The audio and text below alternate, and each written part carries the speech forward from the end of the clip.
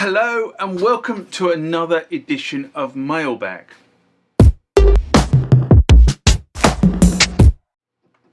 What is Mailbag? Well, Mailbag is a feature of the channel where you guys leave lots of comments on the channel and I attempt to answer those comments, or if I can't answer those comments, I throw it out to you guys who have more knowledge on some of this stuff than I do.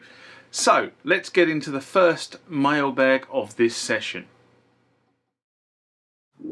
Remember, like, comment, subscribe to the channel. Go over to Instagram and follow me there. Go over to Facebook, follow me there. That's where the normal notices are. And consider becoming a Patreon.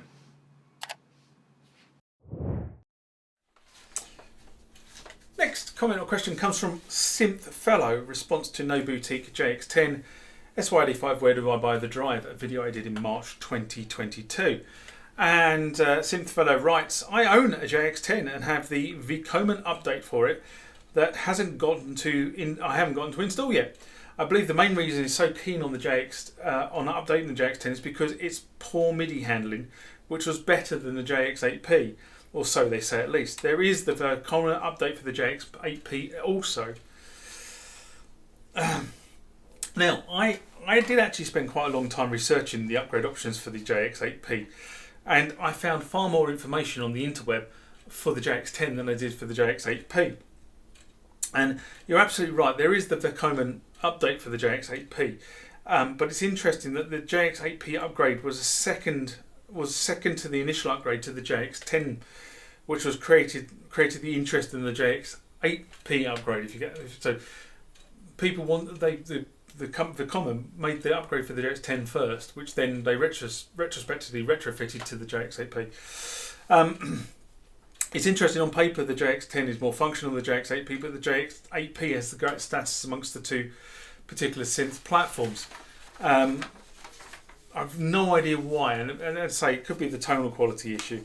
Anyway, Synthfellow responded and said, I totally agree, the JX-10 is more or less like two JX-8Ps stacked on top of each other, but the JX-8P had a different chorus. Now that's what everybody is getting at, which is better than the one on the JX-10. But I must say, without owning a JX-8P, and my reference is the PG8X, which is a VST, and the JX-8P is somewhat thicker in tune. I don't know if the JX-10 has never really stuck on me. I'll do a video of it later. Let's see if it's changed my mind. I've not seen the video, by the way. I had a JX-8P here for a short time last year. Richard lent me his, but I've never had a JX-10, so I can't really compare. So it'd be interesting to see what the outcome of your actual video is going to be.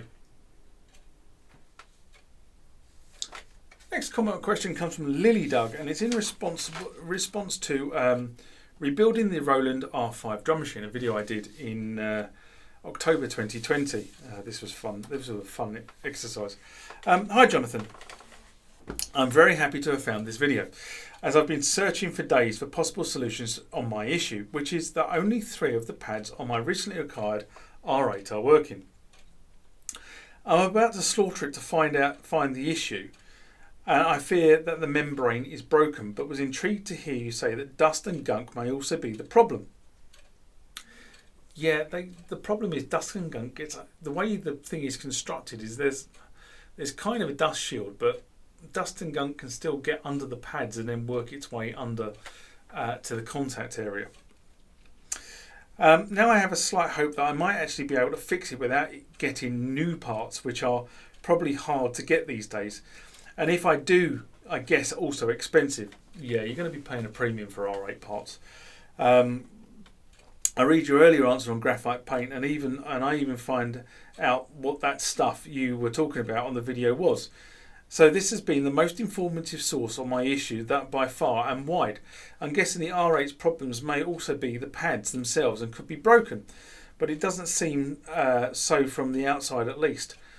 What would you bet? And have you any tips for me? This is the second attempt at fixing a drum machine. I'm also working on the 707. Well, that's a classic drum machine in its own way, where I've managed to get the sound and sliders to work as they should. I've not been able to find out why it's impossible to program though. It flips out and goes totally bonkers as soon as I touch anything that has to do with its programming. Very annoying, and I don't even know if it's fixable. At least I can play with it.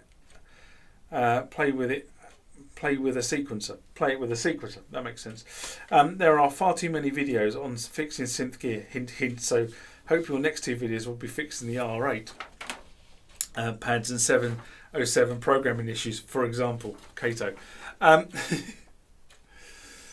Yeah. Well, the channel is all about taking things to pieces and looking at the equipment. There will be more playing this year, I might add, but the channel was if I have to look something up, then you have to look something up. Anyway, I don't have a 707, so unfortunately can't help you with that one. But one of the things I would do is to examine the circuit board looking for one of 3 things. And you might need a magnifying glass. You've probably seen magnifying glasses like the one I've got hanging in the studio, in the workshop, which has got a ring light on it and then a magnifying glass, and you can really sort of get up close and look at the circuit boards. Look for any things like browning on the board. That would indicate a component's overloaded and burnt out. Signs of damage caused by capacitors giving up the ghost and needing to be replaced. So look for signs of goo around a capacitor, or look for things like tracks looking like they're being eaten through. That's signs the capacitor might have given up the ghost and be leaking. So you want to get those things out as quickly as possible. And then look for signs of dry joints. And it's not uncommon in equipment of this age to have dry joints. Now, when I've been going through the S50 videos, one of the things you've seen me doing is I took the display off and I went through the board, and you've found a number of what look like suspected dry joints. Reflowed the solder on those dry joints, and lo and behold, the display is working perfectly now on the S50.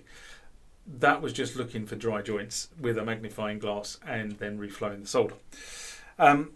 These are the simple ones before you need to get the oscillator out, or the oscilloscope out, should I say, to start looking at whether chips have got are receiving or sending signals.